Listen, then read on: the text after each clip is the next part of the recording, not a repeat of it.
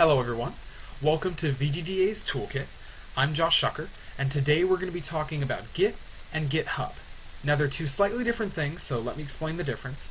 Git is a version control system. There are lots that exist, but we're going to focus specifically on Git. Now, version control systems are helpful because they take snapshots of the project at different times, and they can also track the changes that take place between those. So that allows multiple users to work on the same project without accidentally damaging each other's code. And it also means that if something does get damaged, you can roll back to a previous version and everything's okay. Now, any project that you're working on using Git is referred to as a repository. And if it's on your computer, it's referred to as a local repository. Now, this distinction is necessary because GitHub is a website that allows you to store repositories online. When they're stored online, they're referred to as remote repositories. And remote repositories are useful because it allows all the users who are working on the project to work on it without being on the same computer. If you're not using GitHub and you're just using Git, everything is stored locally on the computer and all the users have to be using that computer. So that's why GitHub is particularly useful. So let's go and take a look at how you can download Git and GitHub. Alright everyone, so here we are at the GitHub website. It's just github.com right here, pretty easy to find. Now what you need to do is you need to sign up for an account. So you pick a username, you put in your email address, you make a password, and it's also going to ask you if you want a paid version or a free version. The only real difference that I've found is the paid version allows you to create private repositories that other people can't access. In most cases, you're going to be working with other people who need access, so unless you're really paranoid about people stealing whatever project you're working on, you can probably get by with a free account. If you are paranoid, though, by all means, get a paid account. There's nothing wrong with it.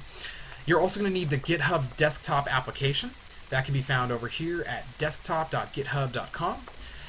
You want to download that. There's a version for both Windows and Mac. And it's an application that will allow you to do a lot of the really complex stuff that Git would normally do in a simpler way. When you download it, it's going to come with the desktop application, and it also comes with a Git Shell application. That will open up a command prompt that lets you run what's actually true Git.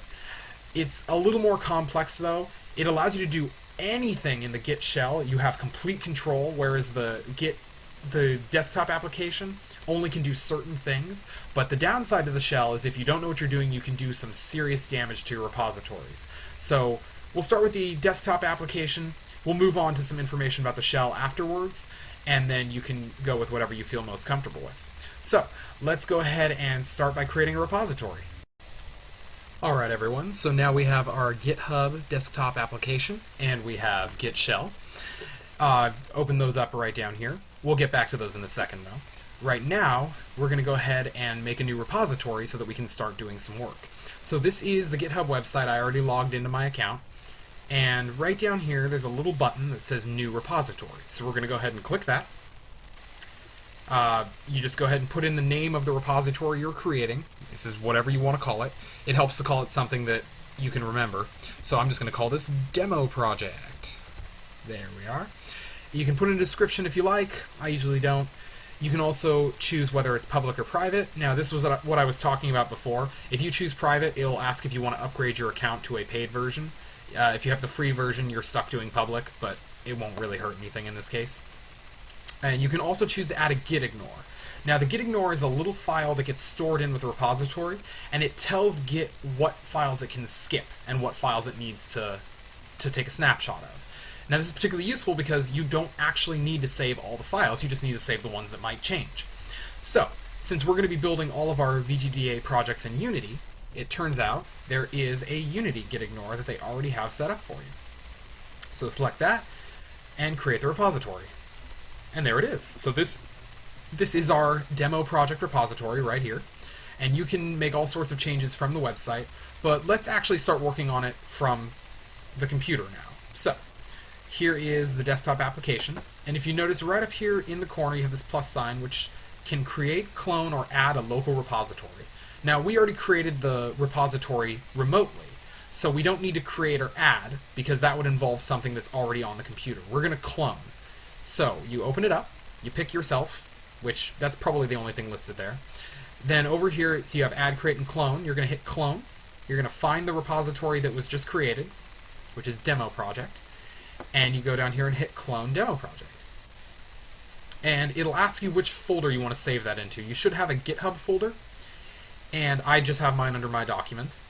And all your projects are going to get stored in there. Be sure you put it somewhere that you can find again, because there are times you need to go and find that GitHub folder. So we're going to go ahead and clone that. There's nothing in it right now, so it clones very quickly. If it were a larger file, it might take quite a bit longer. So we have our demo project, and the initial commit is there. That's just the git ignore that we asked it to put in there for us. So right up here, this little timeline is showing every commit that's been made, and each commit is a change that takes place on the repository. Now, anytime this is the demo project, but it's only a local repository right now. It is tied to a remote repository on the website, but any changes I make to demo project are only happening on my computer. Now, this button right here, sync, that says it pulls changes from and push local changes on master to the remote. So what that means is that anytime I hit sync right here, which right now it's not going to do anything, but I'll just show you, that's taking anything on the website that's changed and putting it into my repository locally, and it's also taking any changes I've made and it's moving those to the website remote repository. So what it's doing is it's making sure that the local repository on my computer and the website's remote repository match up with each other. They should be identical after you hit sync. So just be sure to do that anytime you've made some changes. If you don't do that, then everything will be updated, but it won't be updated on the website. So now we're going to start doing some work inside Unity. Alright, so now we have Unity open here. We need to create a new project that we can store in our repository. Because right now, the demo project, even though we gave it a Unity git ignore file, there's still no Unity project in there. It is an empty repository. So let's actually put a Unity project in there. We're going to make a new one for it. We're going to call this, we're going to call it demo project again, actually. And it doesn't matter if the name of the Unity project is the same as the repository name. It won't hurt anything. You can name them different things and it still won't hurt anything, but I like naming them the same thing just for simplicity. We're going to make it a 2D project just because it's easier to deal with for me. And we're going to save it in my Unity projects folder. Alright, so we'll go ahead and set that up.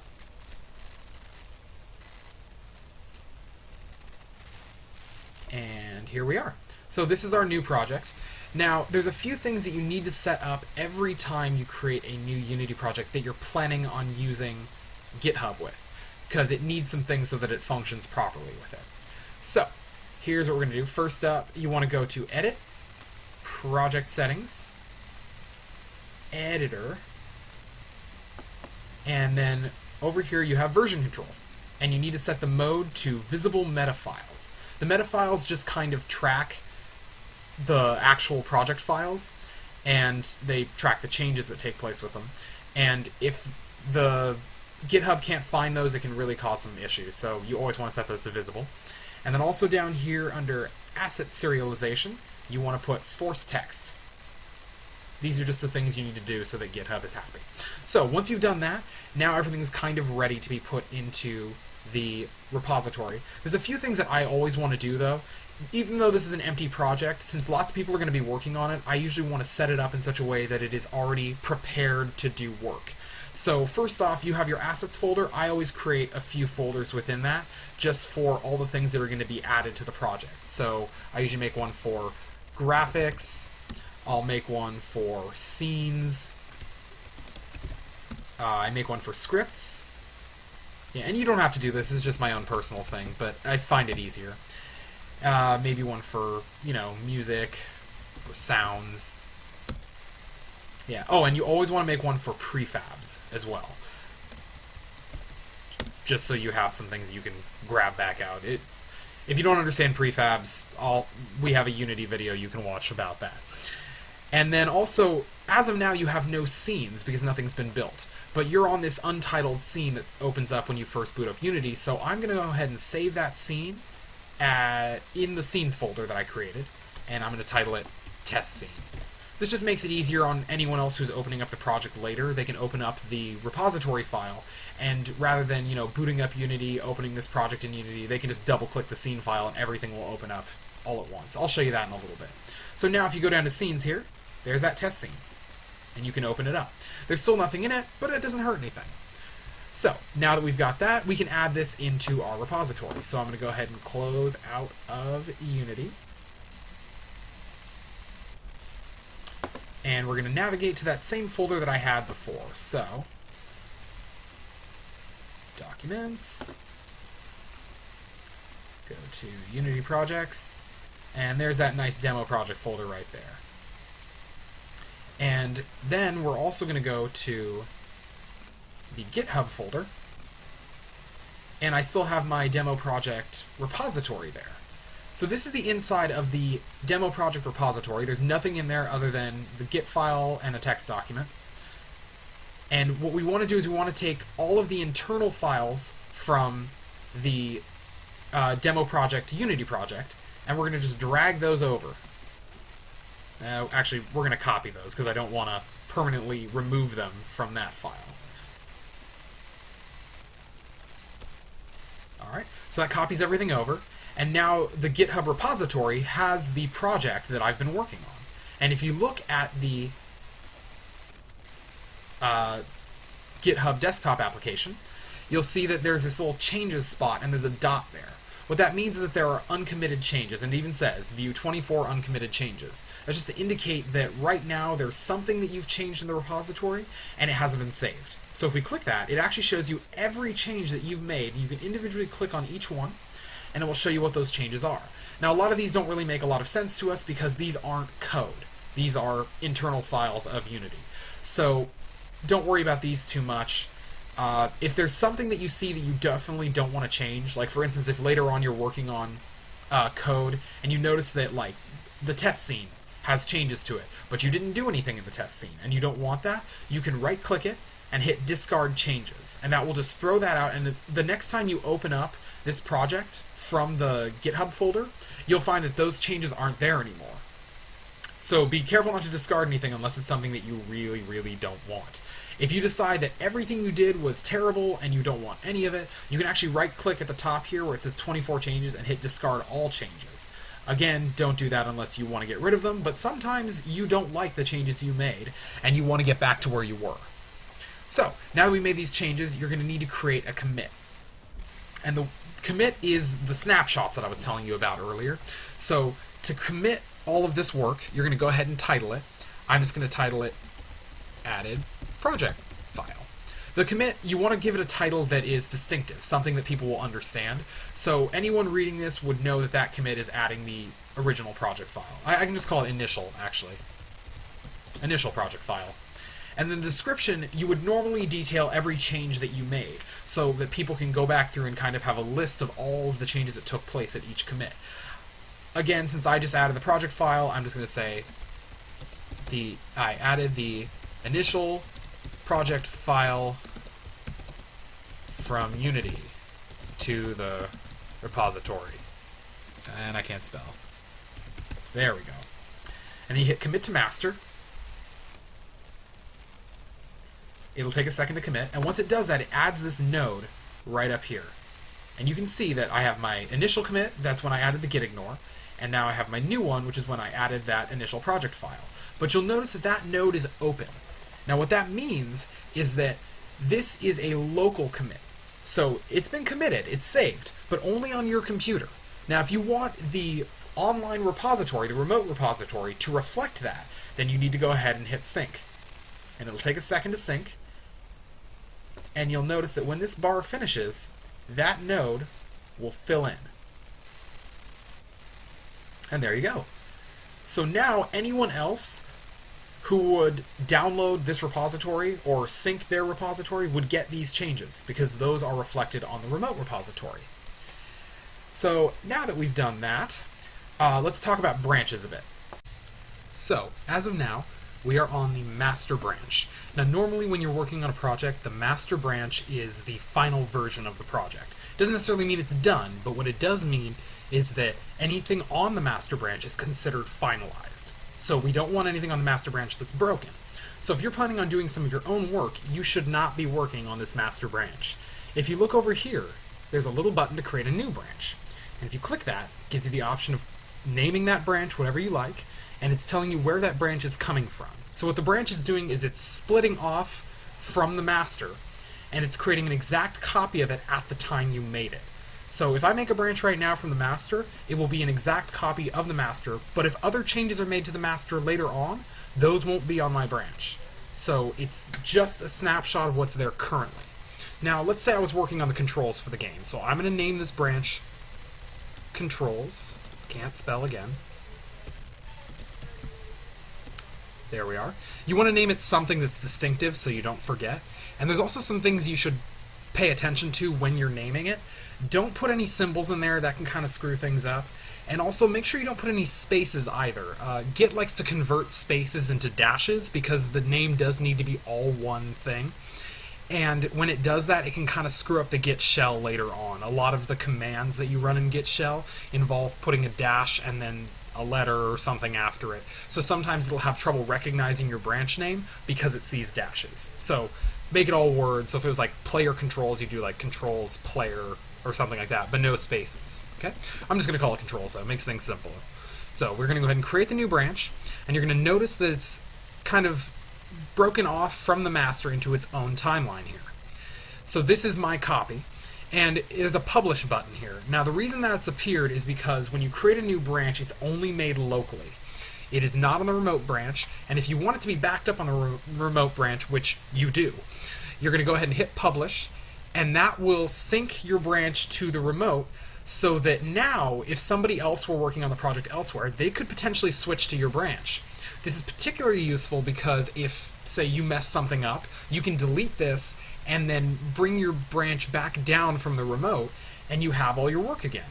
Or if the project lead, whoever that may be, needs to check out your branch and find out what's wrong with it or maybe make some changes to it, they can get on your branch successfully without being on your computer, which is kind of crucial. So, we're now on a branch. Let's make some changes. So I'm going to go ahead, if I need to get into Unity, you can just right-click on the repository over here, and if you click Open in Explorer, it'll open up your GitHub project file.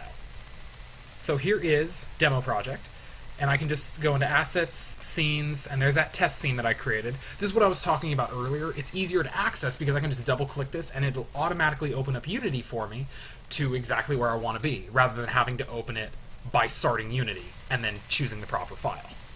So, here we are in Unity, and we're going to make a few changes to the scene just so there's something that you can commit. So, we're going to go ahead, let's just drop game object in here. So, we're just going to call this the player. I'm not really going to give him anything that we need to do. I'll give him an image so you can actually see him. You don't have to worry about what I'm doing here. Like, if you need a better understanding of how Unity works, like I said, there's the Unity tutorial, and that'll cover everything you really need for that. This is just really focusing on GitHub. So, we're going to make a new script, call it player controls, and I'm not actually going to write any controls here. You can see it's created a new script. It has the start and the update method. I could go in there and write some controls for it, but you know what? Let's not worry about that right now. That's something that we can do in the Unity tutorial. So, you got a script, you got a player. I'm going to go ahead and give the player that script just so there's, something connected to him. And we'll go ahead and save the whole project. Now, if we go back to the closing things. If we go back to GitHub desktop, you'll notice that we have all these changes now. You can see the playercontrols.cs file. That's the code that we just wrote. There wasn't much of it, but it tells you exactly what the code is right here. Anything that's green is something that was added. Anything that's red is something that was removed. So if I was using a script that was already there, I could go in there and, delete some code, add some new code, and it would show everything right here. So you could always kind of review the changes you made and make sure you didn't do anything accidentally. Here's the cs.meta. These are the files I was telling you about that Unity has to include. Any changes you make, if there's a meta file that is changed along with it, make sure you commit that. It's pretty important. And then the test scene right here has changes to it because I added that character to the test scene. If you're making changes to things and they don't need to be in the test scene, or in whatever scene it happens to be you guys are working in, then I would recommend, instead of actually changing the scene, or you could actually change the scene if you want, but let's say I just needed to create a player, and I didn't need to put him in the scene. I could do everything I did here, and then I could take that player and drag him into the prefabs. So now there's a saved version of that player, and I can delete the player from the scene. And then if I go back to my changes, it's added that prefab as a change. And the scene has still been modified, even though it's back the way it was, so I can delete the changes in that scene. And now I'm only committing a player prefab and player controls. So I haven't actually hurt the scene at all. And that's really important because changes to code, GitHub handles pretty well. It doesn't really have too many issues with that. Changes to scenes, it does not like. I mean, if you need to make changes to the scene, I would recommend doing it in a separate scene. That way, there's no way you could conflict with someone else's work. But if somebody else changed something in the scene and you changed something in the scene, it doesn't know which one is supposed to be correct. So it has trouble figuring out what is actually the thing that it needs in the scene. So quite often, if someone else made a change to the scene, and then you try and commit a change to the scene, it'll have a merge conflict, which I'll get to in just a second, but it'll create issues. So, right now we have our changes. I'm going to go ahead and commit that, and I'm committing this to my own personal branch, not to the master, and that's very key here.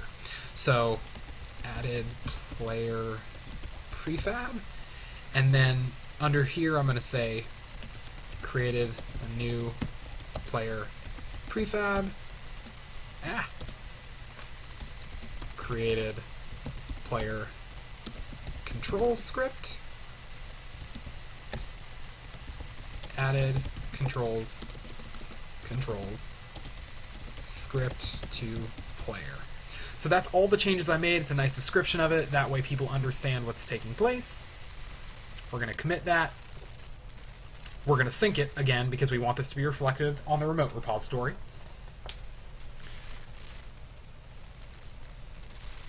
Wait for it. And it's done. Now, let's say I wanted those changes to now go into the master. Let's say I was assigned a task, I finished it, I like how it works, and I've tested it. Make sure you always test your work. Don't try and commit anything that doesn't work because people will get angry. I've done it myself. It's not a good thing. So, I want these changes to now be part of the master. But you don't want to just commit them to the master because if there's someone who is in charge of the project, they're the ones who have final say of what goes into the master. So instead, we're going to do something called a pull request. And there's a button for it right here. When you click that, it opens up a nice little menu here. And it actually fills in everything from my last commit. You can change that if you want to kind of sum up everything that took place during your work. But if you only have one commit, I mean, this kind of works out. Anyways, I'm just going to rename it for simplicity. So we're going to call this committing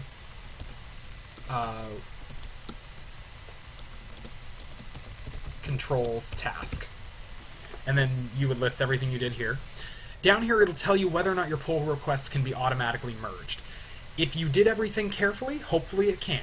If it can't be, that doesn't mean you shouldn't submit the pull request. It just means that there's something that's going to conflict with other work that's been done, and whoever is the project lead is going to have to handle that.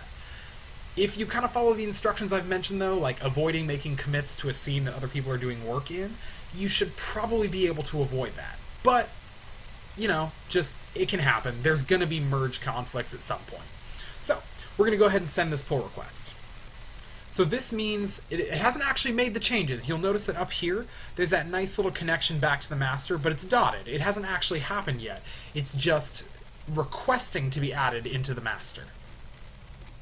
Now, this part you won't handle if you aren't the project lead, but I'm going to go over it anyway. Just disclaimer, if you're not the project lead, don't do this. So, we're now back on the website, and you'll notice that now I'm back on the repository. You have the commit. This was the initial commit that I made with the initial project file. And up here, there's something that says pull requests. And there's the request that I made. It'll tell you who made it. It'll tell you whether or not it can be merged automatically. If you go to commits here, it shows all the commits that took place on that branch. And if you go here, it shows all the files that were changed. And you can actually see any script changes that took place, everything. It's all there. Comments can be made on the commit. So if the project lead finds issues with it, they can respond to you and let you know what's wrong with it. And here is how you would merge the pull request right here. That's what takes the code changes that you made and adds them back into the master file. Now, again, do not go do this unless you are the project lead. But let's pretend you are for a moment. So if you're the project lead, you would just hit merge pull request. You would confirm it. And now it's merged and closed. And you can delete the branch now because that branch's work has been committed. We don't really need it anymore. I'm not going to bother with that, but it is good to delete branches when you're done with them just so they don't pile up. So now, back on the GitHub desktop application, if I switch back over to the master branch and I hit sync, the little bar will go again. And if you just watch right here, you'll notice it adds another node, and this time it looks a little bit different. That is a merge pull request. So that indicates that a branch was merged into the master. And it shows all the changes that took place. It's just like a regular commit, but it came from a branch instead of from someone working on this branch. Alright, so this concludes everything involving the GitHub desktop application. Next up, I'm going to be talking about the Git Shell. It's a little bit more complex, and honestly, if you don't feel like going through this, everything you've learned so far should be enough for you to handle any task you might be given in VGDA. This is important stuff, though, and I would recommend continuing. It'll give you a better understanding of Git, and it also will be particularly useful if you start looking for tech jobs, because knowing how to use some sort of version control system is pretty crucial. So, moving on, let's talk about the Git Shell. So, what we have here is the Git Shell. The Git Shell handles all the same things that the GitHub desktop application can do, but it also handles quite a bit more than that. And one thing before we start, the Git Shell does run like a command line. So if you're unfamiliar with command line syntax or bash commands or things like that, some of this may be a little new to you, but I'll explain as much as I can here. So when you first open it up, it starts off with a command prompt, kind of like this. It's very similar to like the Windows command prompt. In fact, that's basically what it is. Now, you need to navigate to the folder of the project you're working on, because the Git Shell will automatically open up on your GitHub file. You'll notice here it's my file is located at C, users, Josh, documents, GitHub. But that is not the project we've been working on. That is just the main GitHub folder. Now, within like Windows command prompt, to navigate to a file, you use the command cd and then space and the name of the file that you'd be entering. So since the file that I stored everything in is called demo project, I would cd demo project, and it needs to be spelled exactly the same. And when you do that, you notice it now navigates to that directory, and in these brackets here it shows that we're on the master branch. So there's a lot of commands that can be run in the Git Shell, but one thing that you can almost always count on is the command almost always starts with git. So some simple ones. Git status is an important one. You can run that all the time. It doesn't hurt anything. It just shows the current status of the branch you are on. It shows whether or not you are behind or ahead in commits. It shows whether or not you have uncommitted data. It's just particularly useful. Some other ones. Git branch lists all the branches that are currently on your local repository. Right now I have controls, player movement, and master. Now, if there are lots of branches that have been made, but you don't have them on your computer, then Git branch will not list those. However, Git branch -a will. That will list every branch that exists. And there you have it. Those are the ones that are the remote versions. See, so we have controls locally, we have controls remotely, we have player movement locally, player movement remotely, and so on. It's particularly useful if you just need to know what branches exist. Then, let's see what else we have. If you need to merge one branch into another, so like if you were doing a merge from your branch into the master, you would type git merge, and then the name of the branch. We're not going to do that right now. We'll get to that in a second. Git fetch is particularly useful. That retrieves the data of the remote branches. It's not going to do anything right now because we have all that data. Git pull is kind of like git fetch. It's a little different though. It combines git fetch and git merge. So what it's actually doing is it is pulling, it's fetching all the data from the remote, and then it is merging all the remote data into your local data. So it's taking all of your local branches and updating them. And then git push, so we have git push. That takes everything locally and pushes it to the remote branches. So when you're on the GitHub desktop application and you hit sync, sync is actually combining a git push and a git pull into a single task, which really simplifies things. But the nice thing about being able to do them here is you can choose exactly what you want to do. You don't have to do it all at once. It's very specified. So let's start doing some work. Right now we're currently on the master branch. So let's say we wanted to switch branches. I already have a branch called controls, so we're going to type in git checkout. Checkout is what allows you to access another branch, and then you type in that branch name exactly. So controls. It says that I switched branch to controls, my branch is up to date, and it now lists that I'm on the controls branch right here. Now let's go ahead and do some work on the project. I'm just going to change something. It doesn't really matter. We're going to add a new script. Okay? I'm not even going to attach to anything. We're just going to create one. Test script. There it is. And if we go back, now let's take a look. Just git status. And you'll notice, there we go. There are some uncommitted changes. Now, we'd like to commit those changes, but we can't do that yet because these files are untracked. We need to track them. So it even says right here, we need to git add file. So we'll start git add, and you want to type in that file exactly. So assets, scripts, test script.cs. Like I said, got to be exact.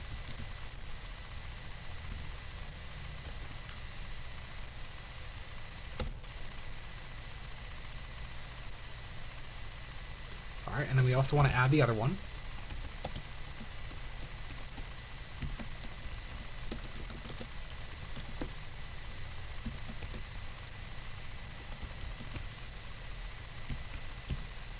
Gotta have the meta files, can't forget those.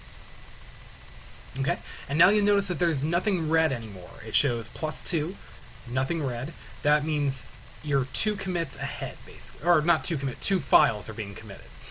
So now we want to actually create the commit. So we type in git commit, and then -m. The dashes are always like modifiers on the command. -m means we're going to add a message. And you put quotes, and then you type in what you changed. So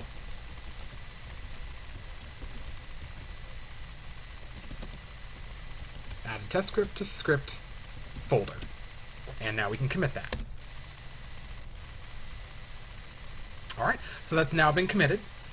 And you'll notice it's green.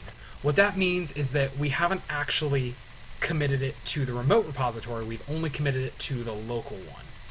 And we want to push this. So we're going to go ahead and do git push. Just like so. And that sends it up to the remote repository. Takes a second, and you can see now it's gone back to blue. And it has committed that to the website, which is what we want. Now, if you want to take changes from your branch and put them in another, you're going to use git merge, like I said before. Now, the thing is, when you try and merge a pull request, if there are those conflicts that I talked about earlier, you can't actually merge it unless you are in the Git shell. So I'm going to show you how to handle some faulty merge stuff. Alright, so now I'm going to show you how to solve the faulty merge issues. And I'm going to use a different project file for this because creating issues that cause those merge conflicts can get a little messy at times. It's much easier just to use a project where we already have a few. So, we're currently working on Echoes of Tikkun. This is the project file for it. And right here is a pull request that was unable to be merged. We've already handled stuff like this in the actual game, but this is an old one, and I'm just going to use this as a demonstration. So, the branch is called Mobile Slide Down, and what we're going to do, right now I'm on master. First I'm going to check out, git checkout, Mobile Slide Down. Let me be sure I spelled that right. No, I did not.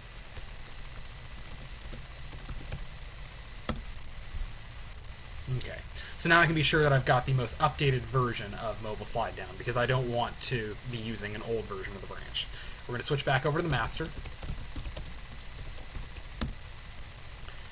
And so now we are going to try and merge Mobile Slide Down into master, and it's going to fail. We already know that because if we look right here, it says this branch has conflicts that must be resolved. So, we're going to give it a shot. So watch, git merge Mobile Slide Down. Ah, that matters. Okay, so git merge mobile slide down into master, and it fails. Now that's important, and you'll notice right here it says conflict content merge conflict in assets scripts player controller.cs. So what that means is there's some sort of conflict in that particular file that is preventing the merge. It's the only one listed, so that's the only thing we need to fix. Now there's two different ways we can fix this. Our options are either keep the one that's already on the master, or take the one that's coming from the branch that's being merged. So it depends. The question is that something we actually want to change? So the way we'll handle that, let's say we wanted to take the one that is already on the master. Now, no matter what, the way we handle this situation is we take the file from the respective branch that we want and we add it to the commit. So let's say I wanted the one from the master. It's really simple. I'm already on the master branch. I just say git add, and then I'm going to put exactly that file name. So let's do this. We do assets, scripts, once again, there we go, player controller.cs. Okay, so we do that, and then once you do it, you'll notice now there's no red text there. So that means that there's no more conflicts. We've added that file in, everything should be fine, and at this point you would do git commit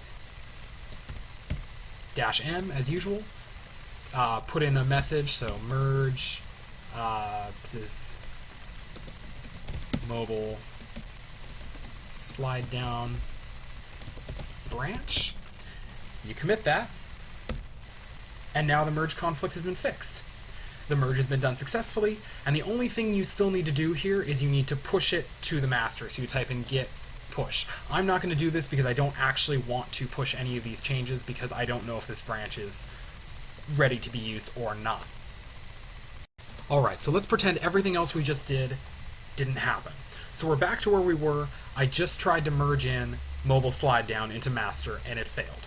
Now this time around we're going to pretend that I want that version of the player controller.cs file that's in the mobile slide down branch, not the one that's in the master. To handle it, you do it almost the same way you handled it when you wanted the version that was in the master branch. There's only one different line of code that you have to add.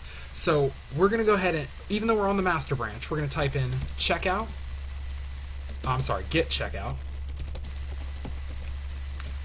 mobile, slide down. And the difference here is, if I were to type that in just as so, it would switch me over to the mobile slide down branch. I don't want to do that. I want to check out just that file from the mobile slide down branch. So we're going to type in assets, scripts, player controller.cs. So that's going to be grabbing only that file from the other branch, and that's what we want. And you notice that fixed the merge commit as well. Once again, the red is gone. We're all in the green now. You type in the same thing as before, so git add.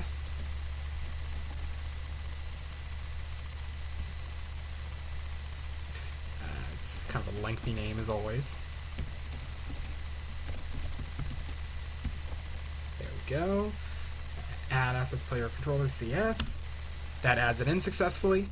And now we go ahead and git commit -m